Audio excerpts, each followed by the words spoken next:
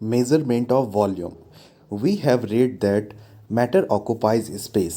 आपने last class में पढ़ा होगा और आप एक ही डेफिनेशन बार बार पढ़ते होंगे।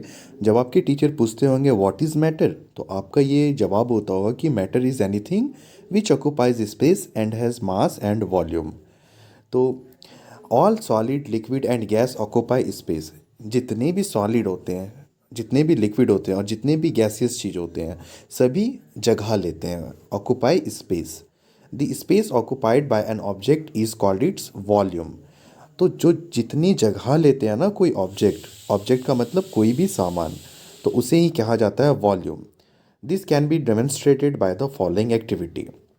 देखो, इस एक्टिविटी में ये बताया गया है कि यहाँ पे वाटर का लेवल पॉइंट ए तक है। फिर जब एक स्ट्रिंग में एक पत्थर बांधकर उस ग्लास में आप डाल दोगे ना, तो वो पानी का जो लेवल है वो बढ़ जाएगा। ठीक है, तो इससे ये डेमोन्स्ट्रेट हो रहा है ना कि अगर कोई भी चीज़ आप कोई भी ऑब्जेक्ट आप डालोगे किसी और चीज़ में, लिक्विड में ना, तो उसका वॉल्यूम बढ़ जाएगा। ठीक है, पानी बढ़ना इसका मतलब क्या हुआ कि इस ग्लास का वॉल्यूम बढ़ गया।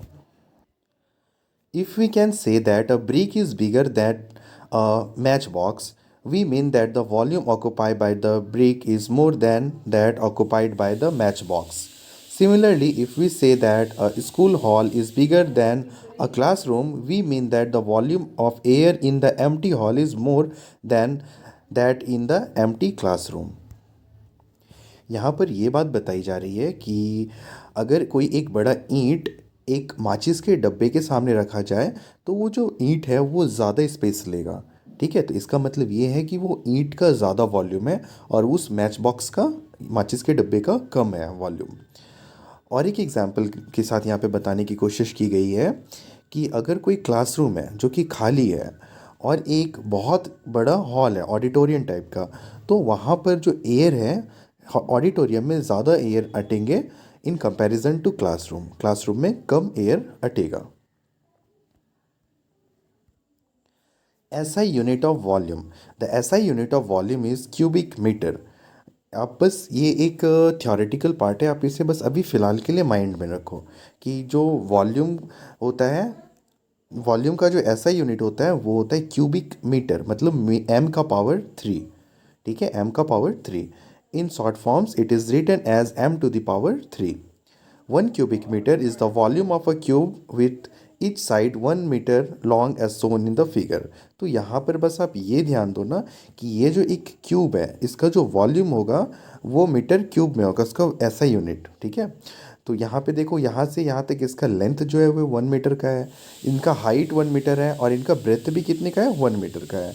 ठीक है, तो यहाँ पर 1 × 1 that will be 1 × m⁻³ other unit of volume. और भी वॉल्यूम के कुछ यूनिट होते हैं, पर जो ऐसा यूनिट होता वो होता metre cube. Cubic metre is the biggest unit. A smaller unit of volume is cubic centimetre, symbol centimeter to the power 3। 1 cubic centimeter is the volume of a cube with each side 1 centimeter long। Relationship between metre cube and centimetre cube. तो यहाँ पर ये relation बताया गया है metre cube और centimetre cube में कि कैसा रिलेशन है। आपको पता होना चाहिए कि मीटर में जो चीज़ होती है वो बड़ी होती है, ठीक है, और जो सेंटीमीटर में होती है वो थोड़ी छोटी होती है इन कंपैरिजन टू मीटर। तो इन दोनों का रिलेशन यहाँ पे बताया गया है। तो आप ये बात याद रखना कि 1 metre cube is equals to होता है 10⁻⁶ centimetre cube. The volume of a liquid is generally expressed in litre. और लिक्विड जिससे नापते हैं ना हम लोग, तो वो लीटर में हम लोग नापते हैं। अगर आप दुकान जाकर कोल्ड ड्रिंक लेते हो, तो आप उनसे बोलोगे दुकानदार को कि मुझे 1 लीटर वाली कोल्ड ड्रिंक चाहिए। ऐसा इसलिए क्योंकि जो लिक्विड होता है उसे हम लोग लीटर में नापते हैं। 1000 सेंटीमीटर क्यूब मेक 1 लीटर। तो आप पूछोगे कि कितने, 1 लीटर में कितने सेंटीमीटर क्यूब होते हैं, तो 1000 सेंटीमीटर क्यूब होता है। Vessel for measuring the volume of a liquid. अब लिक्विड में जो हम वॉल्यूम नापते हैं ना, तो उसके वेसल्स का मतलब होता है ऐसे बर्तन। ठीक है, तो उसके लिए अलग अलग तरीके के बर्तन होते हैं, जैसे कि 1 लीटर का अलग बर्तन होता है, और फिर जो छोटे यूनिट रहते हैं उनके लिए अलग अलग रहता है vessel. To measure the volume of a liquid such as water, milk, oil, etc., we generally use the following two kinds of vessels. First is measuring cylinder, second one is measuring beaker. So to cut long story short, मैं आपको बताता हूँ measuring cylinder होता कैसे है। तो आप इस पिक्चर को देखो, यहाँ पर यूनिट्स लिखे हुए हैं ना, यहाँ पे यूनिट्स लिखे हुए हैं एमएल, और यहाँ पे इसका मैग्नीट्यूड दिया हुआ है 100 ml, 90 ml। तो इसे कहते हैं मेजरिंग सिलेंडर। आपको जब खांसी होती होगी तो आप जो सिरप पीते होंगे और जिस ठेपी से आप पीते होंगे, तो उस ठेपी में भी ये मेजरिंग सिलेंडर रहता है। उसमें भी यूनिट्स लिखे रहते हैं कि इतने एमएल का ये ठेपी है और इसमें इतना दवा पीना है। और इस मेजरिंग सिलेंडर का जो यूज़ है वो लेबोरेटरीज़ में यूज़ होता। वो जो केमिकल रिएक्शंस होते ना, तो वो केमिकल रिएक्शंस करवाने में इन मेजरिंग सिलेंडर्स का इस्तेमाल होता। और second one is measuring beaker. तो आपके घर में जो दूध वाले आते होंगे, तो आपको जो दूध देते होंगे वो एक बर्तन लेके आते हैं, एक वेसल लेके आते हैं। तो और जो वेसल वो लेके आते हैं ना, वैसे ही वेसल्स को कहते हैं मेजरिंग बीकर। और वैसे मेजरिंग बीकर के जो शेप है, साइज़ है, वो फिक्स रहता, उनका वॉल्यूम फिक्स रहता। आपको मैं पिक्चर दिखाता हूँ, पिक्चर से क्लियर हो जाएगा। देखो, जैसे कि ये फर्स्ट है, ये 500 ml का बीकर है, ये 200 ml का बीकर है, और ये 1000 ml का एक बीकर है। यानी कि 1000 ml मतलब 1 लीटर, ये 1 लीटर का बीकर है। Measurement of volume of a liquid. अब हमें पढ़ना है measurement of volume of a liquid, कि हम मेज़र कैसे करेंगे लिक्विड को। तो इससे पहले वाले टॉपिक में हमने क्या पढ़ा? इससे पहले वाले टॉपिक में हमने पढ़ा vessels used for measuring of volume of a liquid, मतलब कि लिक्विड को मेज़र करने के लिए वेसल्स यानी कि बर्तन। पर इस टॉपिक में हमें पढ़ना है कि हमें मेज़र कैसे करना है लिक्विड को। तो देखो, पहला है ये मेजरिंग सिलेंडर।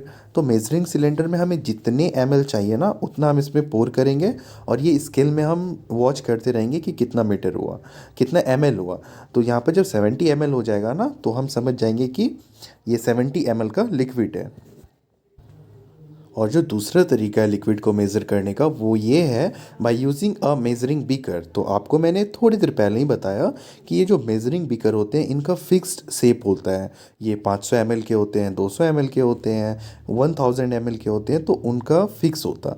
तो उनमें जब आप पूरा लिक्विड डाल दोगे ना, अगर 1000 ml वाले बीकर में, तो आप ये समझ जाना कि वो 1 लीटर है। तो अभी हमने सीखा कि हम कैसे लिक्विड को मेज़र कर सकते हैं, ठीक है, और उनका वॉल्यूम निकाल सकते हैं, या फिर कितने वॉल्यूम चाहिए हमें, वो उतना लिक्विड हम कैसे ले सकते हैं। और अभी जब मैं आज की वीडियो में चैप्टर जो एक्सप्लेन करना स्टार्ट किया, तो मैंने एक ईंट का एग्जांपल लिया, एक मैच बॉक्स का एग्जांपल लिया, एक ऑडिटोरियम, और फिर एक क्लासरूम का एग्जांपल लिया। तो आपके माइंड में तो ये थॉट आता होगा ना कि कोई और भी ऑब्जेक्ट है तो उसका वॉल्यूम हम कैसे निकालेंगे। तो उस टॉपिक को अब हमें यहाँ पढ़ना है। Measurement of volume of regular objects. कैसे objects? Regular. The volume of a regular object is measured by finding its 3 dimension, that is length, breadth and height और radius, and then using the following relation as applicable. तो जैसे चीज़ें रहेंगी उनके लिए एक special formula है। तो आप फार्मूला को अच्छे से सुनना, आपको याद हो जाएगा, और आप थोड़ा सा प्रैक्टिस करोगे ना, तो आप हमेशा के लिए आपको याद हो जाएगा और कभी नहीं भूलोगे आप ये फार्मूलाज को। फर्स्ट है वॉल्यूम ऑफ अ क्यूब। तो volume of a cube, cube का शेप कैसा होता? तो आइस क्यूब होता ना, तो वो उसका अगर हमें वॉल्यूम निकालना होगा तो कैसे निकालेंगे? तो ए वन साइड है ना, 1/3। अब देखो, अगर कोई क्यूब है तो उसका लेंथ तो इक्वल होगा ना, जितना लेंथ है उतना ही ब्रेथ होगा उसका, और उतना ही उसका हाइट होगा, इसीलिए तो वो क्यूब है ना।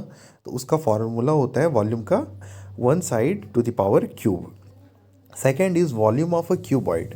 अगर कोई चीज़ क्यूबॉइडल है तो उनका वॉल्यूम कैसे निकालेंगे? क्यूबॉइडल का शेप कैसा होता है? क्यूबॉइडल का शेप होता है जैसे कि कोई बॉक्स हो गया, कोई मैच बॉक्स हो गया मान लो, तो उनका शेप क्या है? क्यूबॉइडल है। फिर ईंट हो गया, उसका भी शेप क्यूबॉइडल है। आप जिस शायद रूम में रह रहे होंगे, उसका भी शेप क्यूबॉइडल है। तो आप वैसे चीज़ों का वॉल्यूम कैसे निकालोगे? तो उनका फॉर्मूला होता है length into breadth into height, ठीक है। बहुत ही सिंपल सा फॉर्मूला है। वॉल्यूम ऑफ अ क्यूबॉइड होता है length into breadth into height. अब कोई चीज़ स्पेरिकल है, स्पेरिकल मतलब लाइक फुटबॉल, जैसे कि अपना अर्थ, ये सारी चीज़ कौन से शेप के हैं, ये सारी चीज़ स्पेरिकल है, गोल है। तो वैसे चीज़ों का वॉल्यूम निकालने के लिए जो फार्मूला यूज़ होता है वो होता है 4 pi by 3 into radius cube, 4 pi by 3 into radius cube. फिर है सिलेंडर। सिलेंडर क्या, आपके घर पे जो एलपीजी सिलेंडर होंगे ना, तो वैसे जो शेप होंगे, या फिर आप जो बॉटल में भी पानी पी रहे होंगे, वैसे जो शेप होते हैं वो सिलेंड्रिकल शेप के होते हैं। तो वैसे शेप का आप वॉल्यूम कैसे निकालोगे, तो उनका फॉर्मूला होता है pi r square into h. ठीक है, pi r square into h. Clear. Next देखते हैं वॉल्यूम ऑफ अ कोन। अगर कोई ऑब्जेक्ट है जिसका शेप जो है वो कोनिकल है, अब आप बोलोगे कि कॉनिकल शेप कैसा होता है, तो कॉनिकल शेप, आप जो आइसक्रीम खाते हो तो उसका भी तो शेप कॉनिकल होता है ना। तो अगर कोई वैसा चीज़ है और हमें वैसे चीज़ों का वॉल्यूम निकालना होगा, तो हम जो फॉर्मूला यूज़ करेंगे वो ये है कि pi by 3 multiply radius square multiply by height. ठीक है, और यहाँ पर हमें पाई का वैल्यू दिया हुआ है 3.14 होता है पाई का वैल्यू, या फिर आप 22/7 भी यूज़ कर सकते हो। तो ये कुछ फार्मूला है, इसे आप रट कर फ़िलहाल के लिए याद कर लो। जैसे जैसे आप आगे क्लास में जाओगे तो आपको ये सारी चीज़ें मैथ्स में देखने मिलेंगी, फिर आप वहाँ से अच्छे से सीखना ये सारी चीज़ें। अभी हमने जितने भी रेगुलर शेप देखे, रेगुलर शेप यानी कि क्यूब, क्यूबॉइड, सिलेंडर, स्पेयर और कोन, तो ये सभी का जो शेप है ये रेगुलर है। इनका एक प्रॉपर फार्मूला होता है इनका वॉल्यूम निकालने का। ठीक है, पर क्या हो अगर मैं आपको ना एक पत्थर दे दूँ, टूटा फूटा पत्थर दे दूँ और बोलूँ कि इसका वॉल्यूम निकालो, तो क्या आप उनका वॉल्यूम निकाल पाओगे? तो अब हम लोग उसी के बारे में पढ़ेंगे। Measurement of volume of an irregular body. अगर कोई इरेगुलर बॉडी है तो उसका वॉल्यूम हम कैसे निकालेंगे? बुक में तो बहुत लंबी चौड़ी बातें लिखी गई है, पर मैं आपको बहुत ही सिंपल तरीके से समझा देता हूँ। आप ये नीचे वाले फिगर पे आप गौर करना। देखो, आपको जो ये फिगर दिख रहा है, फिगर 1.7, ठीक है, तो इसमें क्या है, वहाँ पे एक स्टोन है और स्टोन का शेप जो होता है वो इरेगुलर होता है। यानी कि आप रास्ते से कोई भी पत्थर उठा लो, आप उसका भी वॉल्यूम निकाल सकते हो। तो कैसे निकालोगे वैसे चीज़ों का वॉल्यूम? तो आप पहले तो वो जो बीकर होता है, मेजरिंग बीकर, उसमें आप एक लिमिट तक वाटर ले लो। जैसे कि ये आपको दिख रहा है, ये वॉल्यूम 1 V1 जो लिखा हुआ है, यहाँ पे आप 60 ml पानी भर लो। फिर आप क्या कर लो कि एक सूते की मदद से उस पत्थर को उस पानी के अंदर डाल लो। फिर पानी का लेवल कुछ तो बढ़ेगा। तो यहाँ पर आप देखो कि पानी का जो लेवल है वो 80 हो गया, यानी कि V2 कितना हो गया है, 80 हो गया है। अब आपको क्या करना, V2 माइनस V1 कर देना, यानी कि 80 माइनस 60 कर देना। और 80 माइनस 60 आप जब करोगे ना, तो आपका आंसर 20 निकलेगा। तो इस स्टोन का जो वॉल्यूम है वो हो गया 20। आई होप आपको अब दिक्कत नहीं हो गई इरेगुलर जितनी भी चीज़ें हैं उनका वॉल्यूम निकालने में, और सभी के लिए यही तरीका एप्लीकेबल है। ठीक है, आई होप आपको यहाँ तक अच्छे से समझ आ गया होगा। नेक्स्ट वीडियो में ना हम पढ़ेंगे अबाउट द एरिया। अभी हमने सीख लिया वॉल्यूम के बारे में बहुत अच्छे तरीके से, अब हम एरिया के बारे में पढ़ेंगे। ठीक है, तो हम आपसे मिलते हैं अब नेक्स्ट वीडियो में। Thank you so much for watching this video.